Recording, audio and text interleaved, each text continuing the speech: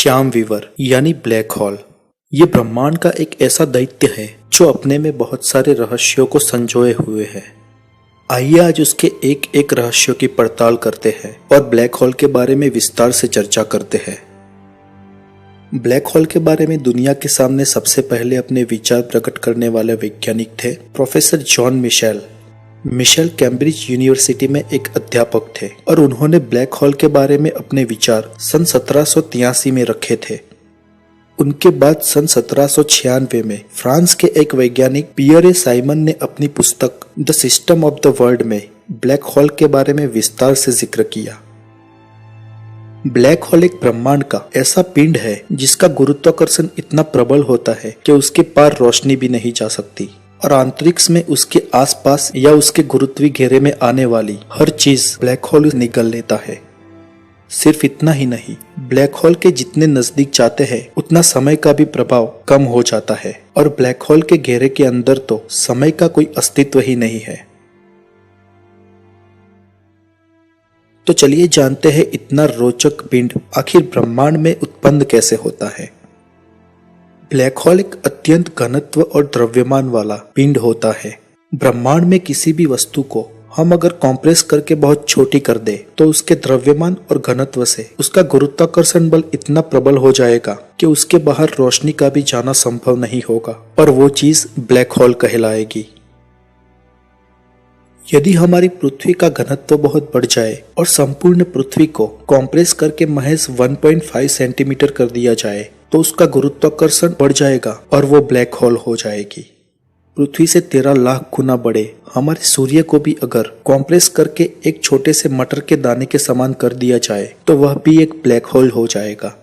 लेकिन याद रहे कि ब्लैक होल में द्रव्यमान की तुलना में घनत्व बहुत महत्वपूर्ण है। हम जानते हैं कि पृथ्वी और सूर्य इस तरह से संकुचित नहीं हो सकते क्योंकि ना तो पृथ्वी का द्रव्यमान और गुरुत्वाकर्षण बल इतना अधिक है और ना ही सूर्य का। लेकिन हमारे सूर्य से करोड़ों गुना बड़ा कोई तारा हो जिसका द्रव्यमान और घनत्व अपार मात्रा में उसमें मौजूद हो तो वो अपनी इन विशेषताओं से ब्लैक होल बन सकता है। अक्सर ब्लैक होल तारों के ही बनते हैं। तो आइए ब्लैक होल के निर्माण को समझने से पहले हम तारों की रचना कैसे होती है ये समझते हैं। दरअसल तारों का जन्म ब्रह्मांड की गैलेक्सीज में उपस्थित धूल और गैस से बने बादलों से होता है। ब्रह्मांड में धूल और गैस से बने इन बादलों को निहारिका या नेबुला कहते हैं।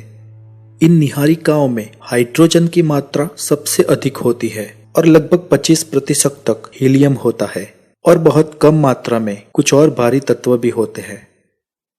जब धूल और गैस से भरे इन बादल यानी कि निहारिकाओं में घनत्व की वृद्धि होती है उस समय ये बादल अपने ही गुरुत्व के कारण संकुचित होने लगता है और उसके अंदर का ताप इतना बढ़ जाता है कि हाइड्रोजन के नाभिक आपस में टकराने लगते हैं और वो हीलियम के नाभिक का निर्माण करते हैं और गति तथा संकुचन के कारण वे एकजुट होकर गोल या लगभग गोल के समान आकार में परिवर्तित हो जाता है और इस प्रकार एक तारे का निर्माण होता है। लेकिन इन प्रक्रिया में कई करोड़ों साल बीत जाते हैं। हमारे सूर्य का निर्माण भी ऐसे ही हुआ था। अब ताप नाभिकीय संलयन से निकली प्रचंड उष्मा से ही तारों का गुरुत्वाकर्षण संतुलन में रहता है। इसलिए जब तारों में मौजूद हाइड्रोजन खत्म हो जाती है तो वह तारा धीरे धीरे ठंडा होने लगता है। अब अपने ही ईंधन को समाप्त कर चुके सौर द्रव्यमान से 1.4 गुना द्रव्यमान वाले तारे जो अपने ही गुरुत्वाकर्षण के विरुद्ध स्वयं को नहीं संभाल पाते, ऐसे तारों के अंदर एक विस्फोट होता है जिसे सुपरनोवा कहते हैं। इस विस्फोट के बाद यदि उस तारे का कोई घनत्व वाला अवशेष बचता है तो वो अत्यधिक घनत्व युक्त न्यूट्रॉन स्टार बन जाता है। ऐसे तारों पर अपार गुरुत्वीय खिंचाव होने के कारण तारा संकुचित या कॉम्प्रेस होने लगता है और अंत में तारा एक निश्चित क्रांतिक सीमा या क्रिटिकल लिमिट तक संकुचित हो जाता है और इस अपार असाधारण संकुचन के कारण उसका स्पेस और टाइम भी विकृत हो जाता है और अपने में ही स्पेस और टाइम का अस्तित्व मिट जाने के कारण वो अदृश्य हो जाता है और यही वो अदृश्य पिंड होते हैं जिसे हम ब्लैक होल कहते हैं। किसी ब्लैक होल का संपूर्ण द्रव्यमान एक छोटे से बिंदु में केंद्रित रहता है जिसे सेंट्रल सिंगुलैरिटी पॉइंट कहते हैं। इस बिंदु के आसपास की गोलाकार सीमा या क्षितिज को इवेंट होराइजन कहा जाता है। इस इवेंट होराइजन के बाहर प्रकाश या कोई भी वस्तु नहीं जा सकती और जहां पर समय का भी अस्तित्व नहीं है। आइंस्टाइन की स्पेशल थियरी ऑफ रिलेटिविटी के अनुसार इस ब्लैक होल की क्षितिज से दूर एक निश्चित सीमा पर खड़े किसी प्रेक्षक की घड़ी अत्यंत मंद गति में और धीमी हो जाएगी और वहां का समय बहुत ही धीमी गति से चलेगा। याद रहे कि समय निरपेक्ष है और समय का बहाव ब्रह्मांड की विविध जगहों पे अलग अलग गति में है। मतलब कि पृथ्वी पर जो समय चल रहा है ब्रह्मांड में कहीं दूर उससे तेज या उससे धीमा समय चल रहा होगा। इसे टाइम डिल्यूजन कहते हैं। माने या ना माने, पर यह एक भौतिकीय की रोचक हकीकत है। ब्लैक होल की क्षितिज में आकर उसके अंदर गिरने वाली कोई भी वस्तु के अणु बिखर जाएंगे और वो धीरे धीरे अदृश्य हो जाएगी और ब्लैक होल के घनत्व में किसी अज्ञात स्थान पर चली जाएगी, जिसके बारे में अब तक भौतिक वैज्ञानिक कुछ भी नहीं जानते हैं। ब्लैक होल के प्रकार। ब्रह्मांड में कई प्रकार के ब्लैक होल होते हैं जो अपने विशिष्ट गुणों के कारण पहचाने जाते हैं। ऐसा तारा जिसका द्रव्यमान हमारे सूर्य से कुछ गुना अधिक होता है और गुरुत्वीय संकोचन के कारण वह अंततः ब्लैक होल बना है, उसे स्टेलर मास ब्लैक होल कहा जाता है। ऐसे ब्लैक होल जिसका निर्माण आकाशगंगा यानी गैलेक्सी के केंद्र में होता है और जिसका घनत्व अपार होता है, जो बहुत ही विराट होते हैं, उसे सुपर मैसिव ब्लैक होल कहा जाता है। ऐसे ब्लैक होल्स का द्रव्यमान हमारे सूर्य से लाखों गुना ज्यादा होता है। हमारी गैलेक्सी मिल्की वे के मध्य में एक सुपर मैसिव ब्लैक होल है जिसका द्रव्यमान हमारे सूर्य से 1 करोड़ गुना ज्यादा है।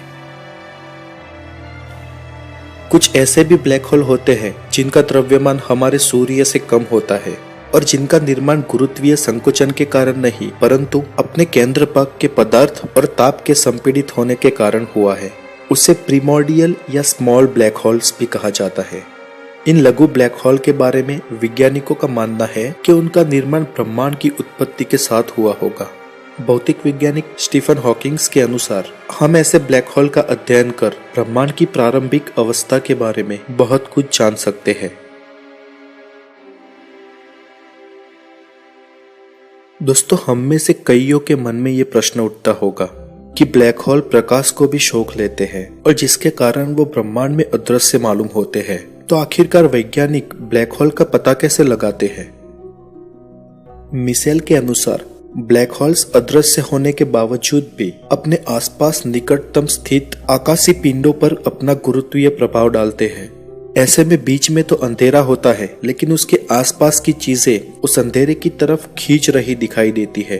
कभी कभी तो ब्रह्मांड में 2 तारे या 2 ग्रह एक दूसरे की परिक्रमा करते मालूम होते हैं जिसके बीच में एक बहुत बड़ा काला धब्बा होता है। इस अवस्था में वहां पर ब्लैक होल होने की स्थिति मालूम होती है। कभी कभी तो ब्लैक होल किसी दृश्य तारामंडल या गैलेक्सी के पदार्थों को अपनी ओर खींचकर उसे निगलता हुआ दिखाई देता है। इस अवस्था में ब्लैक होल की स्पष्ट रूप से पुष्टि हो जाती है। आइए हम यहाँ पे ब्लैक होल के कुछ अन्य रोचक तथ्यों को भी संक्षिप्त में जान लेते हैं। ब्लैक होल वास्तव में कोई छेद नहीं होते हैं, वो तो किसी मरे हुए तारे के अवशेष मात्र होते हैं। करोड़ों अरबों साल गुजरने के बाद किसी तारे का अंत होता है और वो ब्लैक होल के रूप में जन्म लेता है। यहाँ पर याद रहे कि सभी तारे ब्लैक होल नहीं बनते। कुछ तारों के अंत के बाद उनकी और अवस्थाओं में भी गति होती है, जिसे विस्तार से जानने के लिए आप हमारा एक और एपिसोड सूर्य आरंभ से अंत तक के वीडियो को देख सकते हैं। ब्लैक होल अपने आसपास आने वाले किसी भी अवकाशी पिंड को नहीं छोड़ता। वह ग्रह, लघु ग्रह, धूमकेतु, किसी तारे को या पूरी की पूरी गैलेक्सी को भी अपनी ओर खींचकर निगल सकता है। यहाँ पर ध्यान रहे कि ब्लैक होल अपने गुरुत्वीय घेरे में आने वाली किसी वस्तु को ही खींचेगा। उसके गुरुत्वीय घेरे के बाहर की कोई वस्तु उसमें नहीं जा सकती। ब्लैक होल्स के बारे में तो मिशेल के समय से ही कहा और लिखा जा रहा था, लेकिन वैज्ञानिक प्रत्यक्षीकरण के साथ दुनिया के सामने आने वाला सबसे पहला ब्लैक होल था सिग्नस X1। इस ब्लैक होल की प्रत्यक्ष पुष्टि सन 1972 में की गई। साउथ यूरोपियन लेबोरेटरी के वैज्ञानिकों ने अब तक खोजा गया सबसे विशाल ब्लैक होल ढूंढ निकाला है। इस ब्लैक होल ने अपनी मेजबान गैलेक्सी ADC 1277 का 14% द्रव्यमान अपने अंदर ले रखा है। वैज्ञानिकों ने अब तक ब्लैक होल के बारे में बहुत सारी जानकारी प्राप्त की है और उसकी खोज के अनुसंधान में कई सारे प्रयोग हुए हैं और आगे भी होते रहेंगे। आशा है आपको ये एपिसोड पसंद आया होगा। अगर आपके कोई प्रश्न हो या कोई सुझाव हो तो हमें जरूर कमेंट करके बताएं और हमारे आने वाले हर वीडियोस को देखने के लिए आप हमारे चैनल द नॉलेज को जरूर सब्सक्राइब करें। आपका दिन शुभ और मंगलमय हो। Take care.